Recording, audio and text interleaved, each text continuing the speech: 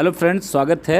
पिछले वीडियो में आप सबों को जीवों में जनन में युग्मक जनन तक मैंने आपको बताया हुआ था और जीवों में लैंगिकता के बारे में बताया गया था।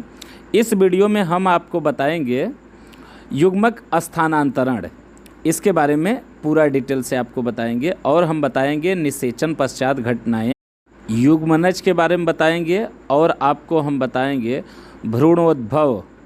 चलिए वीडियो करते हैं स्टार्ट। इससे पहले सभी फ्रेंड्स से रिक्वेस्ट है, हमारे चैनल को सब्सक्राइब कर लीजिए और बेल आइकन पर भी क्लिक कर दीजिए, जिससे हमारी सारी आने वाली वीडियो आपको मिलती रहे टाइम से टाइम। चलिए स्टार्ट करते हैं और पहला आता है युग्मक स्थानांतरण। इसके निर्माण के पश्चात नर तथा मादा युग्मक कायिक रूप से एक दूसरे के निकट आते हैं ताकि युग्मक यानी निषेचन की क्रिया सफलतापूर्वक संपन्न हो सके।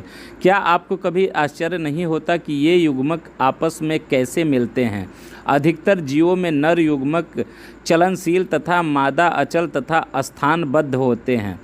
कुछ फंजाई और शैवाल के असाधारण रूप से दोनों किस्मों के युग्मक चलनशील होते हैं, जिन्हें इस माध्यम से आवश्यकता होती है, जिनमें होकर नर युग्मक गति करता है। अधिकांश साधारण पादप जैसे शैवाल, बायोफाइट एंड टेरिफाइटा में जल के माध्यम से होता है, जिसमें होकर युग्मक का स्थानांतरण संपन्न होता है।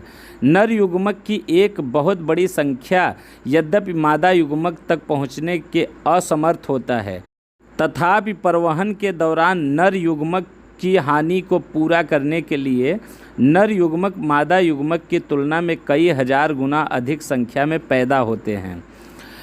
बीजीय पादपों में पराग कण नर युग्मक के वाहक के रूप में कार्य करता है तथा अंडप और अंडा देता है। पराग कण पराग कोश में उत्पन्न होते हैं, अतः निषेचन संपन्न हो उससे पहले ही यह पराग कण वर्गीकार के स्थानांतरण हो जाना चाहते हैं। द्विलिंगियों में स्वतः निषेचन क्रियण पादप जैसे मटर में पराग कणों का वर्तिकाग्र तथा स्थानांतरण अनिच्छाकृत सरल होता है, क्योंकि इसमें परागकण तथा वर्गिकाग्र एक दूसरे के निकट स्थित रहते हैं। परागकण जैसे ही झड़ने लगते हैं उसके तुरंत बाद ही वर्गिकाग्र में संपर्क में आते हैं। परंपरा गणित पादपों में, जिसमें एक लिंगाश्रयी पादप शामिल हैं, इस विशिष्ट घटना को परागकण यानी पोलिनेशन कहते हैं। इसमें वर्गिकाग्र में पराग कणों का स्थानांतरण सुगमता पूर्वक संपन्न हो जाता है। पराग कण वर्गिकाग्र पर अंकुरित होते हैं। अब हम आपको बताएंगे निषेचन के बारे में। लैंगिक जनन की सर्वाधिक महत्वपूर्ण एवं रोचनात्मक घटना संभवतः युग्मक का युग्मन है। यह प्रक्रिया युग्मक संलयन यानी साइनगैमी कहलाती है, जिसके परिणाम स्वरूप द्विगुणित युग्मन जाइगोट का निर्माण होता है। इस प्रक्रिया के लिए भी निषेचन यानी फर्टिलाइजेशन का बहुधा प्रयोग किया जाता है। यद्यपि युग्मन संलयन तथा निषेचन शब्दों का प्रयोग बहुधा होता रहता है, हालांकि यह एक दूसरे के पूरक हैं। परंतु तब क्या होगा यदि युग्मक संलयन संपन्न ही ना हो? हालांकि कुछ जीव में, जैसे ही रोटी फर्म में मधुमक्खी और कुछ भी छिपकलियों तथा पक्षी यानी टर्की आदि में भी बिना निषेचन अर्थात नर युग्मक के युग्मन के बिना ही मादा युग्मन नए जीव का निर्माण हेतु विकसित होने लगती हैं। इस प्रकार की घटनाएं अनिषेचक जनन यानी पार्थेनोजेनेटिक्स कहलाती हैं। अब बात आती है युग्मक संलयन कहाँ संपन्न होता है। अधिकतर जलीय जीवों में, जैसे अधिकतर शैवाल तथा मछलियाँ और यहाँ तक कि जल स्थल चर प्राणियों में भी युग्मन संलयन बाहरी माध्यम यानी जल के अर्थात जीव के शरीर के बाहर संपन्न होती हैं। इस प्रकार के युग्मक संलयन को बाह्य निषेचन कहा जाता है। बाह्य निषेचन करने वाले जीवों में दो लोगों की व्यापक समकालिकता प्रदर्शित करने के तथा बाहरी माध्यम जल युग्मक संलयन के अवसर को बढ़ाने के लिए काफ़ी संख्या में युग्मक निर्मुक्त करते हैं।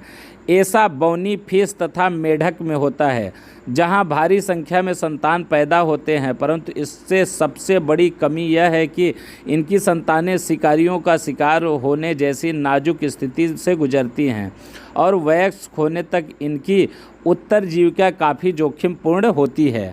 बहुत सारे स्थलीय जीवों में जैसे कि फंजाई, उच्च श्रेणी के प्राणी जैसे सरीसृप, पक्षी तथा स्तनधारी एवं आधिकारिक पादप, बायोफाइटाइट्स, टेरिफाइटाइट्स, जिम्नोस्पर्म तथा एंजियोस्पर्म में युग्मक संलयन जीव शरीर के भीतर संपन्न होता है। अतः यह प्रक्रिया आंतरिक निषेचन यानी इंटरनल फर्टिलाइजेशन कहलाती है। इन सभी जीवों में अंडे की रचना मादा के शरीर के भीतर होती है, जहां पर वह नर युग्मन के संलयन कर जाते हैं। आंतरिक निषेचन प्रदर्शित करने वाले जीवों में नर युग्मक चलनशील होते हैं तथा उन्हें अंडे के साथ युग्मन करने के लिए अंडे तक पहुंचना होता है। इस प्रमुख हेतु शुक्राणु पैदा होते हैं जिनकी संख्या विशाल होती है, परंतु जो अंडे उत्पन्न होते हैं उनकी संख्या अपेक्षाकृत कम होती है। बीजीय पादकों में यद्यपि चलनशील नर युग्मन पराग नली द्वारा मादा युग्मन तक पहुँचते हैं। अब आगे आता है निषेचन पश्चात घटनाएं। लैंगिक जनन में होने वाली घटनाओं में पश्चात ही युग्मनज का निर्माण होता है, यही पश्चात निषेचन घटनाएं कहलाती हैं। अब आगे आता है भ्रूणोद्भव। भ्रूणोद्भव युग्मनज में भ्रूण के विकास के प्रक्रिया की संदर्भित करता है। भ्रूणोद्भव के दौरान युग्मनज कोशिका विभाजन यानी समसूत तथा कोशिकाएं विभेदीकरण से गुजरता है। भ्रूण विकास के दौरान जहां कोशिकाएं विभाजन से कोशिकाओं की संख्या में वृद्धि होती है, वहीं कोशिका विभेदीकरण से कोशिकाओं के समूह एक निश्चित रूपांतरण के से गुजरकर विशेषीकृत ऊतकों तथा अंगों की रचना करते हैं, जिनसे परिणाम स्वरूप जीव का निर्माण होता है। आप पिछली कक्षा में कोशिकाएं विभाजन तथा विभेदीकरण की प्रक्रिया के विषय में अध्ययन कर चुके हैं।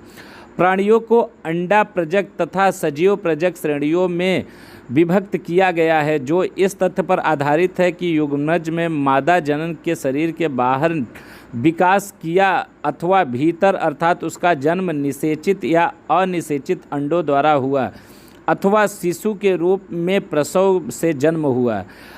अंड प्रजक प्राणियों जैसे कि सरीसृप वर्ग तथा पक्षी आदि के द्वारा पर्यावरण को सुरक्षित स्थान पर निषेचित अंडे दिए जाते हैं और कठोर कैल्शियम युक्त कवच से ढके रहते हैं, जो एक निश्चित निषेचन अवधि के पश्चात स्फुटन द्वारा नए शिशु को जन्म देते हैं। जबकि दूसरी ओर सजीव प्रजक जीवों में अधिकतर स्तनधारी, जिसमें मानव शामिल है, मादा जीव के शरीर के भीतर युग्मनज विकसित होकर शिशु का विकास करता है। एक निश्चित अवधि तक विकास के चरणों को पूरा करने के बाद मादा जीव के शरीर से प्रसव द्वारा पैदा किया जाता है। भ्रूण सही देखभाल तथा संरक्षण के कारण सजीव प्रजक जीवों के ऊपर जीवित रहने के असुअवसर बढ़ जाते हैं।